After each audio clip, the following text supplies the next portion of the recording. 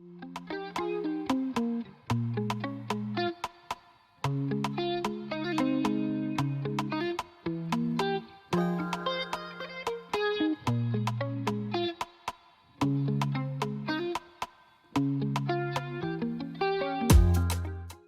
fam, welcome back to my channel. If you're new here, make sure to hit the subscribe button.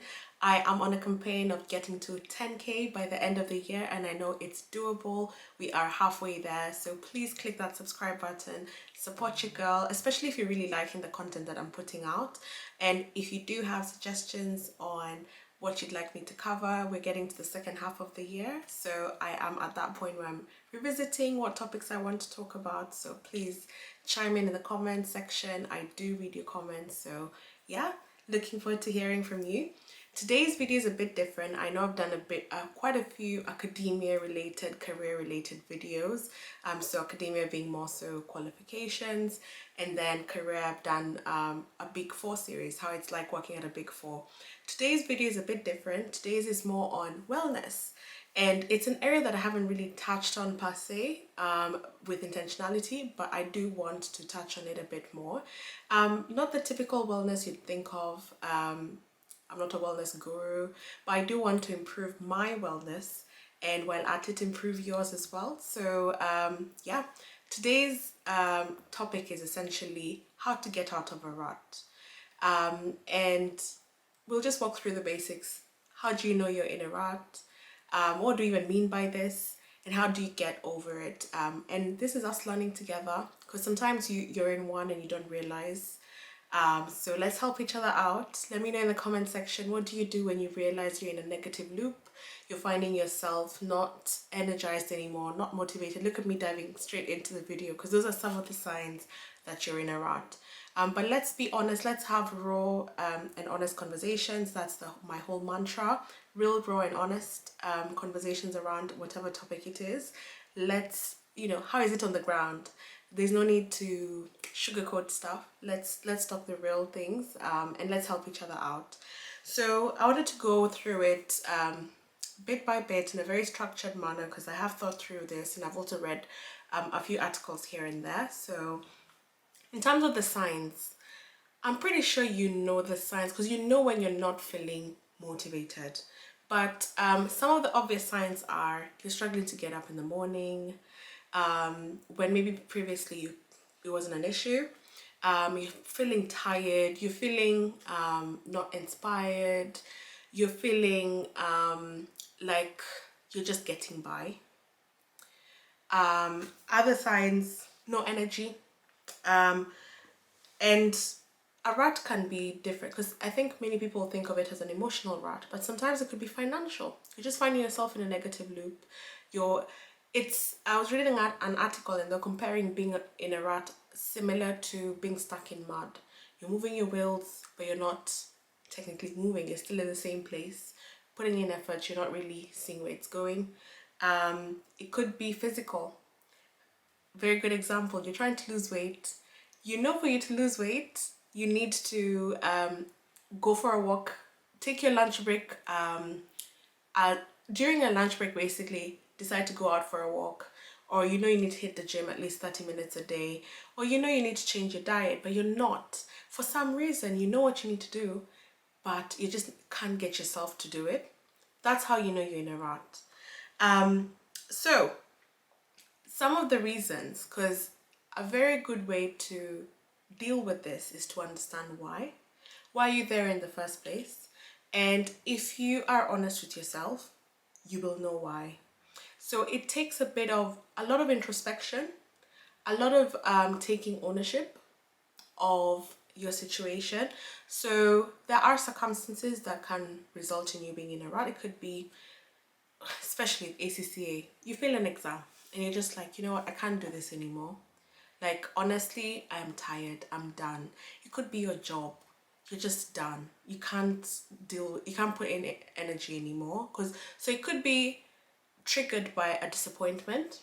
It could be triggered by life events. So you could lose your job, for example, and you find yourself in a rut because you still haven't dealt with the feelings that have come with that life event. So it could be you're just too comfortable. So sometimes monotony also triggers being in a rut. So it could be that you really want to change your job. You know you need to change your job, you're just not satisfied anymore, but you're so used to routine, you're so used to how things are right now, you can't be asked to switch it up. Like, because human beings love predictability, they love certainty. So sometimes the fact that you're too comfortable is the reason why you're in a rut. Sometimes just old habits die hard, you know, like your spending habits, you know, you need to do better in the finance department. And you're just so used to how things are right now. Like, it's just hard. Old habits just die hard, you know? So some of the reasons, it's good to identify the reason because then you know what are the next steps that you're going to do to address it. So for example, if you know the reason is you're too comfortable, the next step is to change up your routine. You need to switch it up. You need to take on a challenge, risk it. Because sometimes even it's fear of failure, or sometimes it's even you failed. Sometimes the situation is that you failed, and it's like you've touched some hot water, you got burnt, and now you're in your cocoon where you know it's safe. So when you realize that it's because of that, it's because that you're fearing putting yourself out there, then the solution is to put yourself out there. But it's not, it's easier said than done. So sometimes it takes a bit of shocking your system a little bit, and then you'll get used to it. So some of the tips I saw online, but I'll also put some context from personal experience. Accept you're in a rut. One of the key steps to, it's like when you're dealing with an addict, one of the key steps to them getting healed is them knowing they're an addict and accepting that they're an addict. So when it comes to being in a rut, accept that you're in one, because the worst thing is to think that you're okay when you're not. So when you know you're in one, you'll be able to do that introspection of why am I in this situation and what are the real reasons. Why am I, is it, am I afraid? Like, understand your thoughts and your feelings, process them, and then you'll know the right next steps. Also, another way to get out of a rut is once you've processed and you know you're in one, uncover the reason why, which is what we've talked about a little bit there.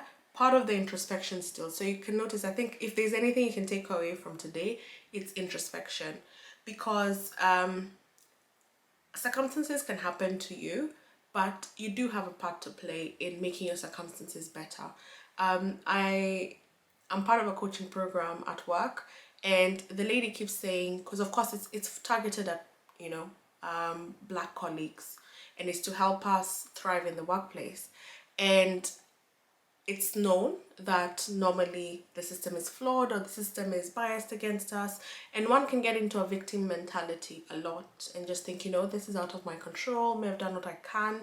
But actually, if you do reflect and see what's in your control, you'd be surprised how much you have in your control. So something that, a technique that I was taught in that program that I need to apply more, and I would encourage you to, is you think of the circumstance. So the circumstance is the fact of the matter. Regardless of who you are, this is the fact, right? It's not subject to interpretation. This is just the mere fact. The fact could be you've lost your job. That is the circumstance. The next thing is the thought that comes to your mind about the circumstance. Now, the circumstance is out of your control, but your thought is in your control. So your thought could easily be, I know I can get another job. I know I can do it, right? Or your thought could be, I'm worthless. I've given up. And normally your thought then drives your feelings. So depending on your thought, you'll either feel motivated, you'll either feel like getting out of bed, you'll feel confident, it will come out through your confidence, it will come out through your intentional actions. Oh, I've even skipped through to actions. So your feelings, your thoughts drive your feelings drive your actions. So your actions could either be, let me stay in bed, let me sulk away, let me watch, let me have, you know, some takeaway or some dessert or something to, you know, milk down my sorrows, right? Or You could feel confident because you believe in yourself and therefore your actions are actively looking for a job, sending in 5 applications that day. And then your actions then drive your results. So it sounds all rosy, but it does have some truth to it. So two people could be presented with the same scenario, but how they react to it, they could have completely different results. So coming back to how to get out of a rut, when you do uncover the real reason, this being the circumstance, you can then train your mind, change your mindset to think differently. And it will require energy, it will require putting yourself out there, it will require switching up how you do things. But you know what? You know what is going to happen if you don't do it. You'll just keep having the same day, you'll start just keep coping. But if you do want to change your outcome, your results, you do need to switch things up. And this actually leads to my next point on ask yourself, what will you regret more? Will you regret more that you did nothing about it? Or will you regret more that you tried and you failed? Sometimes it's better to just try and fail and try and fail, and one of your tries is gonna work out than keep doing the exact same thing 5 years down the line. You keep complaining about your job, keep complaining, while your friend changed their job, took a risk, took a pay cut, and 5 years down the line they are thriving. So sometimes just think, like, especially if sometimes trial and error is what works. Sometimes just stay in that rut for another 3 more months and see if in those 3 months you'll be happy. You probably won't be, and that can be your wake-up call to switch things up. It's never too late, and no one cares whether it took you 5 years, 10 years to get to wherever you wanted to get to. The point is you got there. The means defines the end. The end justifies the means. So yes, I would encourage you, please, if you feel you're in a rut, and we do get into a rut every so often, because no one's energy levels are always 100%. So if you do recognize that you're in one, please take time to reflect, take time to do a big retro, but then don't get stuck there. Sometimes just small actions, small things like even switching up your routine. Just wake up an hour earlier, go for a jog, even wake up earlier to go for a jog. And it actually leads to my next point: take care of yourself. Sometimes it's just fatigue, it's mere fatigue, it's just mere your body is tired. Even cars are taken for maintenance. Take care of yourself, because you can only really be your full self, reach your full potential, when you are rejuvenated, you're healthy, you have a good self-care protocol. And it's actually what I was taught in my coaching program today. What is your self-care protocol? There's no point to have 100 goals and you don't have the energy to achieve them because you're not sleeping well, you're not exercising, you have this lag in your body. You're not going to thrive. So self-care protocol. And lastly, sometimes you just don't have all the tools you need within yourself. Sometimes you need to consult. If all of the others don't work, or sometimes you just need that push, get an accountability partner, even get a therapist, even get a coach. It can take different forms, but you might just need an external push from somebody else. And it's okay to recognize that, you know what, I'm so deep into my rut, like I need an extra, injection of energy from someone who you trust, someone who wants the best for you, and they can keep you accountable for the times when they feel that you're slacking. So it's okay to consult, it's okay to have, an accountability partner. Let me know if you enjoyed this video, because this is super different to what I typically share on this channel, but I think I'm pretty much also on my wellness journey. It was one of my goals this year, and I'm at that point where I'm reflecting on my goals and thinking, how far off am I, or how close am I to achieving them? So yes, let me know what other topics you'd like to hear about, and I'll see you on the next one. Bye.